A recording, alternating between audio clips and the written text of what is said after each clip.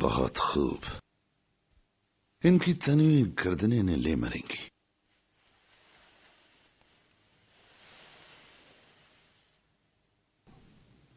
کیا تم اپنے نبی کے سامنے نہیں جھکتے؟ محمد ایک انسان ہے، ہم صرف اللہ کے آگے جھکتے ہیں۔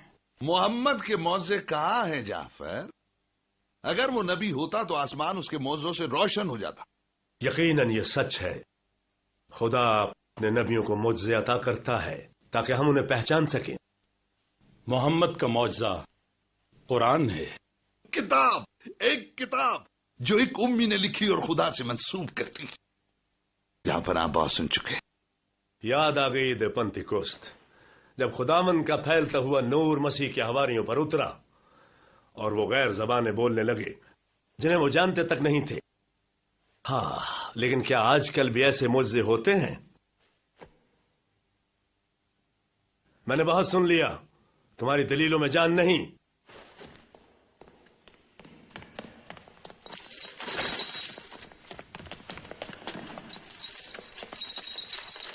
جب مکہ میں ہم پر ظلم ہوا تو رسول اللہ نے کہا حبشہ چلے جاؤ، ایک سچے بادشاہ کا ملک ہے جہاں کسی کے ساتھ زیادتی نہیں ہوتی۔ جسے یہ ظلم کہتے ہیں وہ انصاف پر مبنی سزا تھی۔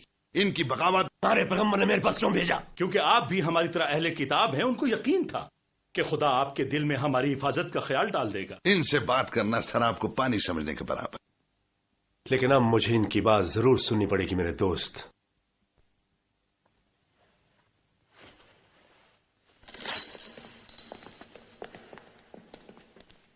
بولو۔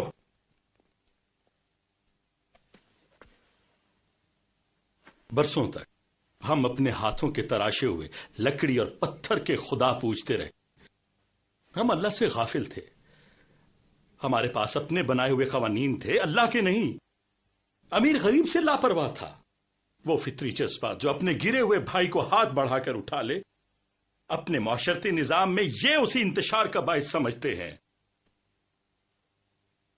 انسانیت کی اس تذلیل کے خلاف ایک انسان ہے جو اللہ نے چنا اور جس پر ہمارا ایمان ہے۔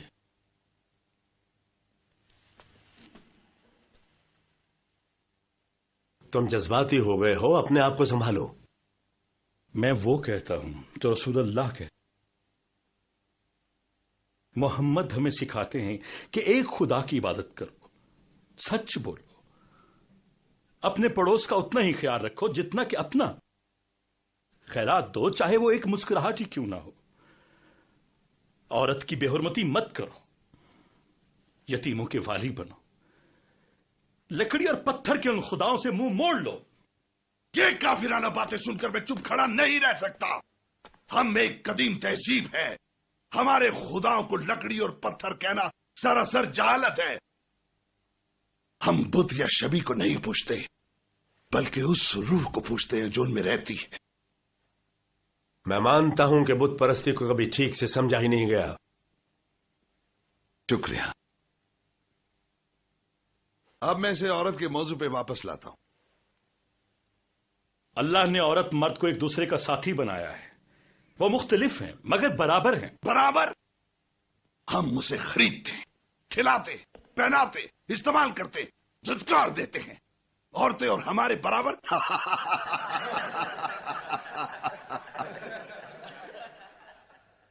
اللہ نے کل انسانیت کو ایک عورت اور ایک مرد سے خلق کیا۔ امرو، تمہیں عورت کی اس کوکھ کا احترام کرنا چاہیے جس نے تمہیں جنم دیا۔ تمہارے 300 خداؤں کی زبانیں گنگ ہیں اور ان کا ایک خدا بولتا ہے۔ اللہ اس سے پہلے بھی ہم سے کلام کر چکا، ابراہیم، نوح، موسیٰ اور یسوع مسیح کے ذریعے۔ اگر اب اللہ نے ہم سے محمد کے ذریعے کلام کیا ہے تو اس میں اتنی حیرت کیوں؟ تمہیں یہ نام کس نے سکھائے؟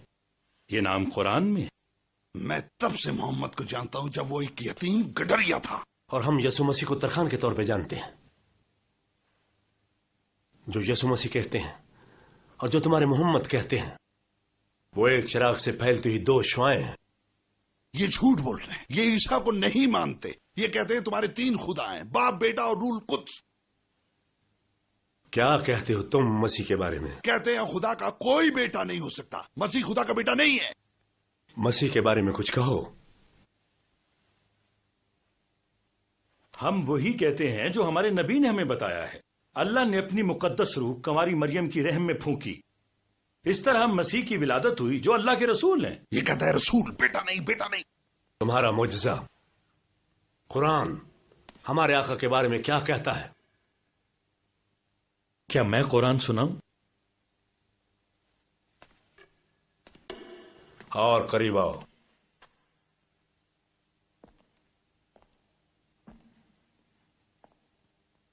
شروع اللہ کے نام سے جو نہایت مہربان اور رحم کرنے والا ہے. اور کتاب میں مریم کو یاد کرو جب وہ اپنے گھر والوں سے مشرق کی طرف ایک الگ جگہ گئی تو ہم نے اس کی طرف جبریل کو بھیجا تو بولا، میں تیرے رب کا بھیجا ہوا ہوں اور تجھے ایک پاک بیٹے کی بشارت دیتا ہوں. بولی، میرا بیٹا کہاں سے ہوگا؟ مجھے تو کسی بشر نے چھوا تک نہیں. جبرائیل بولے، تیرے رب نے فرمایا یہ ہوگا، اور اس لیے کہ ہم اسے لوگوں کے واسطے نشانی کر اور اپنی طرف سے ایک رحمت. اور یہ کام ٹھہر چکا.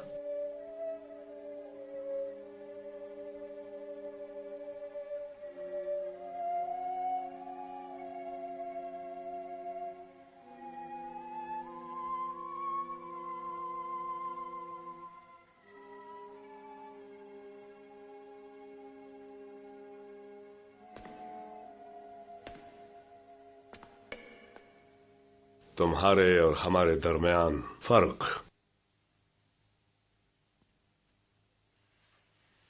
اس لکیر سے بڑا نہیں.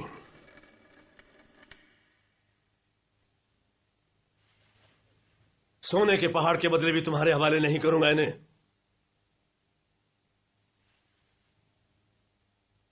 تم جب تک چاہو امن کے ساتھ رہ سکتے ہو یہاں. خدا تجھے اپنی رحمت کے سائے میں واپس لے کر جائے.